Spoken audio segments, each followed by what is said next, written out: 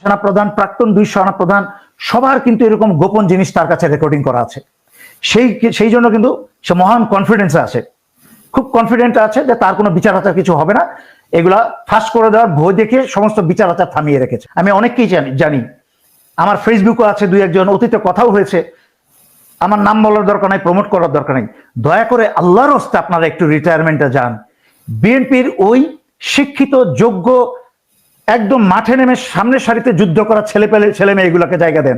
আল্লাহর হস্তে দেখবে আর বিশ্বাস করার আর কোনো রাজনৈতিক দল নাই, বিএনপিকেও আর বিশ্বাস করা যাবে না। তখন তাদেরকে তো একটা ভোট দেওয়ার জায়গা দিতে হবে। সেই ভোট দেওয়ার জায়গাটা কিন্তু আমি তৈরি করে দিব ইনশাল্লাহ। তখন যাবেন কোথায়? এখনো সময় আছে, ভালো হয়ে যান। সহজ কথায়, আপনার মতো একজন সাধারণ দেশপ্রেমিক বুঝতে পারছে যে ভারত যেই দেশে 3 পাশ ঘিরে আছে তার আর অন্য কোনো শত্রুর দরকার নাই, ঠিক আছে। তারপরেও আপনার মতো একজন মানুষ বুঝতে পারছে যে বিএনপিকে ক্ষমতায় আসার জন্য জনগণের ভোটই যথেষ্ট, ভারতের প্রয়োজন নেই। কিন্তু ভারত কতটুকু টোপ ফেলেছে, যেটা বলছে টোপ ফেলেছে, বুঝেছি। ওরা টোপ, আমি ওইটাই ব্যাখ্যা করতে যাচ্ছি যে ভারত টোপ ফেলে নাই। ভারত টোপ ফেলে নাই কারণ ভারত বিএনপির বড় বড় নেতাগুলাকে বিভিন্ন ধরনের হানি ট্র্যাপ, মানে হয় নারী ঘটিত আর নয়তো মানি ট্র্যাপ অথবা পয়সা ঘটিত, এইসব জিনিসের লেনদেনের মাঝখানে রেকর্ডিং করে বা ভিডিও করে ইতিমধ্যে তাদের হাতে রেখে দিয়েছে। তোমরা যদি, বিএনপির নেতাদের বলছে, তোমরা যদি আমাদের কথায় না চলো আমরা এগুলো ফাঁস করে দিব। আমি একটা কথা বলি,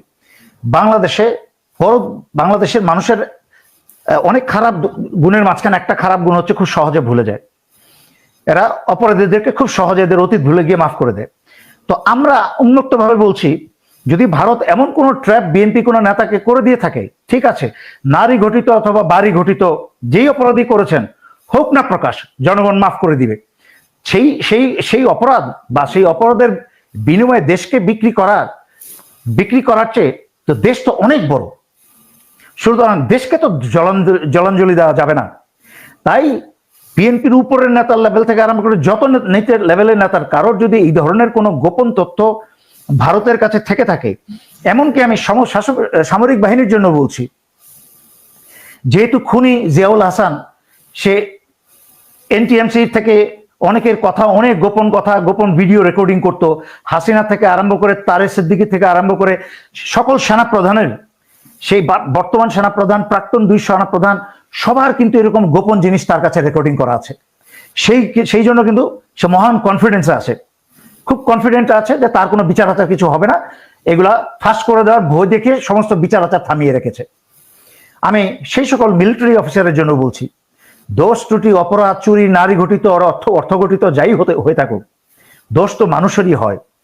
যা করেছেন সেই অপরাধ যদি প্রকাশও হয়, ভয় না পেয়ে এগিয়ে আসুন, দেশের পক্ষে সত্যি কাজ করুন, দেশের স্বাধীনতা, সার্বভৌমত্ব এবং জনতার পক্ষে কাজটা করুন।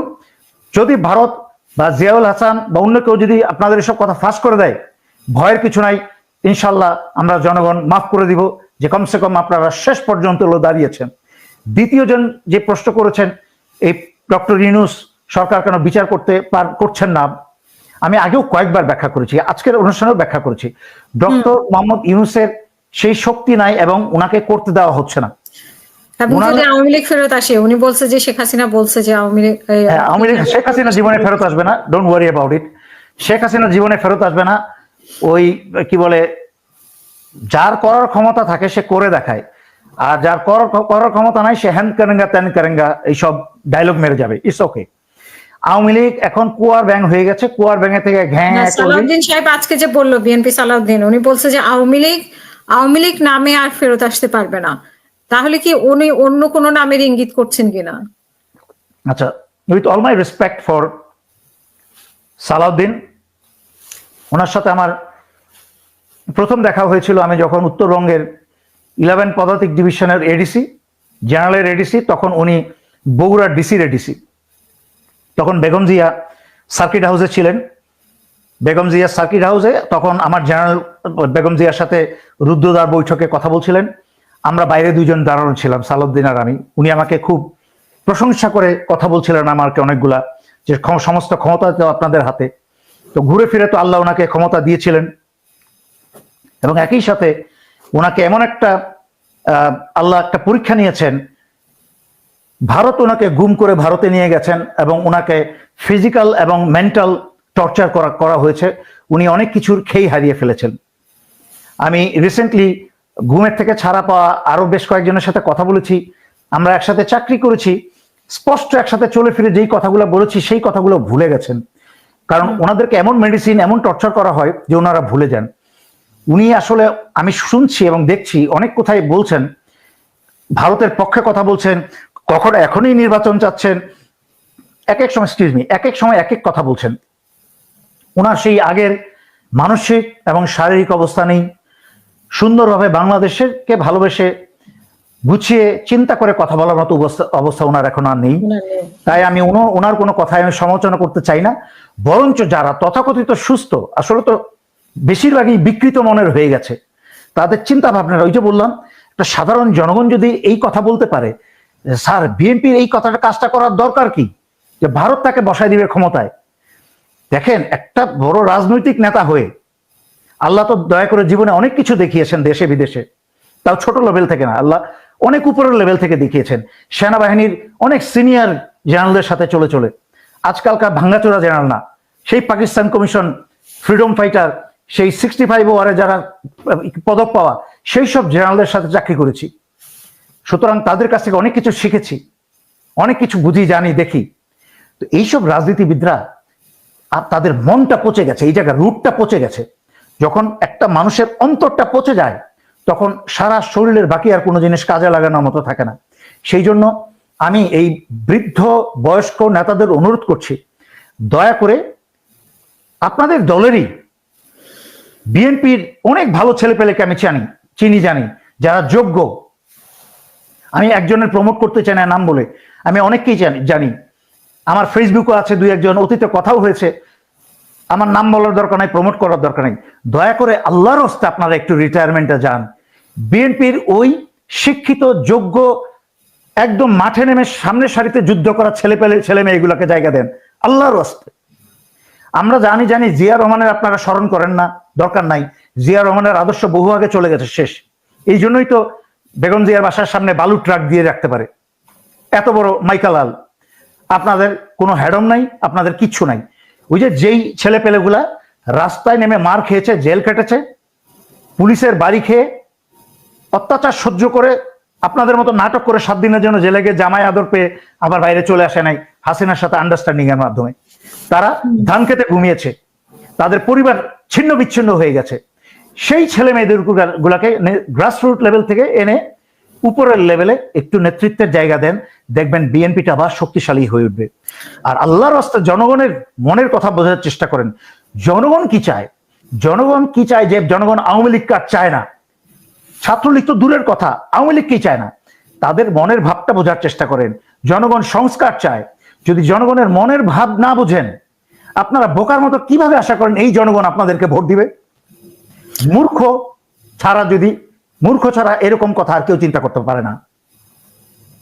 আপনার কাছে আমার প্রশ্ন, যে আজকে যে পরিস্থিতি হয়েছে বা আগামীতে শোনা যায় যে এরকম পরিস্থিতি আরো হবে, সেই পরিস্থিতিতে যদি খারাপ কোনো পরিস্থিতি হয় তাহলে কি সরকারের পক্ষে এটা সামাল দেওয়া সহজ হবে কিনা? আরেকজন আপনাকে প্রশ্ন করেছিলেন, এই প্রশ্নে দর্শকের প্রশ্নের মধ্যেই ছিল যে ওয়াকার কি আবার জাতির পিতা হতে চায় কিনা, যে উনি যাদেরকে আশ্রয় প্রশ্রয় দিয়েছেন বা দিচ্ছেন, এরকম একটা প্রশ্ন ছিল। আমি বুঝতে পেরেছি, দুটো প্রশ্ন খুব গুরুত্বপূর্ণ এবং একসাথে শর্ট করে উত্তর দেওয়ার চেষ্টা করছি আমি। প্রথম কথা হচ্ছে, যদি প্রফেসর ইউনূস সরকার না চালাতে পারে, আমার প্রথম কথা হচ্ছে প্রফেসর ইউনূস সরকার যদি না চালাতে পারে, সেই সরকারকে সাহায্য করার জন্য সাথে সমস্ত সংগ্রামরত ছাত্র এবং জনতা আছে। পাশাপাশি এই বাংলাদেশ সরকারেরই অংশ সাংবিধানিক এবং সাংবিধানিকভাবেই কিন্তু এই সরকারেরই একটা বিশাল শক্তিশালী অংশ কিন্তু এই সেনাবাহিনী। মনে রাখতে হবে, সেনাবাহিনীর দেশদ্রোহী ভারতের এবং আওয়ামী লীগের যেই সব দালাল মির্জাফর আয়নাগরের খুনিদেরকে সেনাপ্রধান আশ্রয় দিয়ে রেখেছেন, উনি মনে করছেন, আগে গতকালকের অনুষ্ঠানে বলেছি, উনি মনে করছেন সবাইকে একত্রে গ্রেফতার করলে সমস্যা হতে পারে। আমি আমি সেনাপ্রধানের প্রতি শ্রদ্ধা এবং ভালোবাসা রেখে আমি ওনাকে আশ্বস্ত করতে চাই, সমগ্র বাংলাদেশের ছাত্র জনতা এই সংগ্রামী নবীন প্রাণ আপনার পাশে থাকবে, কেউ আপনার চুলটাও ছিঁড়তে পারবে না। এই সমস্ত জেনারেলদেরকে আইনের হাতে তুলে দিন। বাংলাদেশ সেনাবাহিনীর কনিষ্ঠতম সদস্য থেকে আরম্ভ করে উপরের লেভেলের বর্তমানে অনেক জেনারেল আছে যারা আপনাকে, জুনিয়ররা তো 100% প্রায়, আর উপরের লেভেলের বেশিরভাগই আপনাকে সমর্থন দিবে, সাহায্য করবে, ভালোবাসা দিবে। তারপরেও আপনি জুলাই আগস্ট ভুলে যাবেন না। আমি বারবার, এই যে অনেকেই বাংলাদেশি মানুষদেরকে একটা ভুয়া কথা শিখিয়েছে, জয় বাংলা করে দিছে, এই কথাটা আমি কোনোদিন পছন্দ করি নাই। এটা বলে আওয়ামী লীগকে প্রমোট করা হয়েছে সবসময়। আপনারা একটা নতুন একটা কথা চালু করেন, সেটা হচ্ছে জুলাই আগস্ট করে দেওয়া হবে। কারণ এটা জনতার শক্তি, এটা আওয়ামী শক্তি না, এটা ছাত্র জনতার শক্তি, যেখানে সবারই কম বেশি পার্টিসিপেশন আছে। বিএনপির আছে, জামাতের আছে, শিবিরের আছে, এই কজন আছে। আর ছাত্র সাধারণ বেশিরভাগই হচ্ছে সাধারণ ক্ষিপ্ত অত্যাচারিত ছাত্র জনতা, তার সাথে আছে। এই ছাত্র জনতা ডক্টর মোহাম্মদ ইউনূসের সাথে থাকবেন, একই সাথে সশস্ত্র বাহিনী ডক্টর মোহাম্মদ ইউনূসের সাথে থাকবেন। তবে সেই পরিস্থিতিতে যদি পৌঁছায় যে ডক্টর মোহাম্মদ ইউনূস আর কোনো কাজ চালাতে পারছেন না, সবার প্রথম ডক্টর মোহাম্মদ ইউনূস চাক আর না চাক, সচিবালয় থেকে ঘাট ধাক্কা দিয়ে সেই সকল মির্জাফর, আসিফ নজরুলদেরকে এবং ওই আরো কতগুলো আছে না, এই নামগুলোও তো আমার, আরো কিছু আছে, এনজিওর যত লোকগুলো আছে, এগুলোকে সব ছাত্র জনতা ঘাট ধাক্কা দিয়ে বের করে দিবে। বের করে দিয়ে আর্মি ব্যবস্থা করবে এবং ছাত্র জনতা ব্যবস্থা করবে। ওরা যেহেতু বাচ্চা বাচ্চা সবসময় বুঝে না কাকে কাকে নির্বাচন করতে হবে, কার দেশ আবেগের সাথে বলে উমুক সুমুক, কে বিদেশে বসে চিৎকার করছে, উমুককে বসিয়ে দাও, এগুলো হচ্ছে আবেগের কথাবার্তা। এরা ব্যাকগ্রাউন্ড জানে না কিছু, এরা একদিন বুঝবে তারপরে জানবে। তো বড় বড় উপরে যারা দেশপ্রেমিক আছে তারা সাহায্য করবে, শক্তিশালী, তড়িৎ কর্মা, তড়িৎ সিদ্ধান্ত নিতে পারে এবং বুক ভরা সাহস, যাদের সাহসের সাইজ তাদের শরীরের সাইজের থেকে আরো বহুগুণে বেশি, এইরকম লোককে ওখানে বসানো হবে। আর দ্বিতীয় প্রশ্ন, যে সেনা প্রধান কি জাতির পিতা হতে চাচ্ছেন কিনা, এটা সম্পূর্ণ বাজে কথা। উনি জাতির পিতা তো দূরের কথা, ওই যে মনে আছে বাটপার, সেনাবাহিনীর এক বাটপার, যে আওয়ামী লীগের সময় আওয়ামী লীগের খেয়েছে, 11-11 মাস্টার মাইন্ড ছিল জেনারেল জেনারেল মাসুদ, জেআরবির এক বদমাইশ। ওই বদমাইশটা আবার জাতীয় পার্টির এমপিও ছিল, আবার সে অস্ট্রেলিয়াতে হাসিনা তাকে পুরস্কার হিসেবে অ্যাম্বাসেডর বানিয়েছে। 11-11 পরে অ্যাম্বাসেডর শেষ করে এসে বাংলাদেশে তাকে এমপি বিনায় আরো শত শত কোটি টাকা চুরি করার সুযোগ দিয়েছে। সো ওইসব বদমাইশদের মতো জেনারেল না, খুঁজে খুঁজে ভালো ভালো বাংলাদেশে জেনারেল তৈরি করতে হবে। আর আমি আরেকটা কথা বলি, বিএনপিকে একটা থ্রেট না, বিএনপিকে আমি একটা স্পষ্ট চোখ খুলে দিতে চাই।